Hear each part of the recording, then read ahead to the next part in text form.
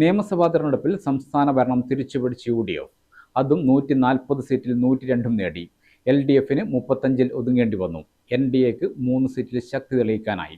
കണ്ണൂർ ജില്ലയിൽ 11 നിയമസഭാ മണ്ഡലങ്ങളിലേക്ക് നടന്ന തെരഞ്ഞെടുപ്പിൽ 6 മണ്ഡലങ്ങളിൽ LDFും 5 മണ്ഡലങ്ങളിൽ UDFനും ജയം. UDF സ്വതന്ത്രന്മാരായി മത്സരിച്ച V. കുഞ്ഞികൃഷ്ണനും TK ഗോവിന്ദന്റെയും വിജയം LDF ക്യാമ്പിനെ ഞെട്ടിച്ചു. വിജയത്തിൽ നാടെങ്ങും ആഹ്ലാദ പ്രകടനം നടന്നു.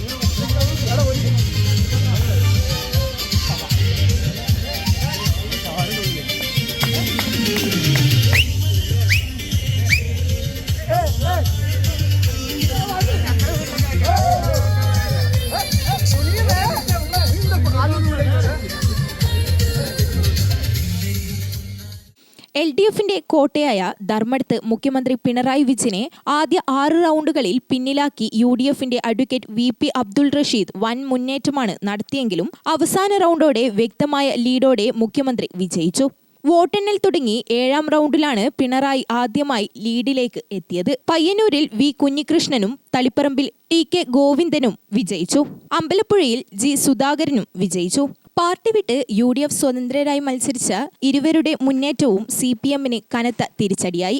UDF ക്യാമ്പ് ഇതിനോടകം തന്നെ വിജയാഹ്ലാദം നടത്തിയിരുന്നു. മധുരം വിതരണം ചെയ്തും മറ്റുമാണ് പ്രവർത്തകർ ആഹ്ലാദം പങ്കുവച്ചത്.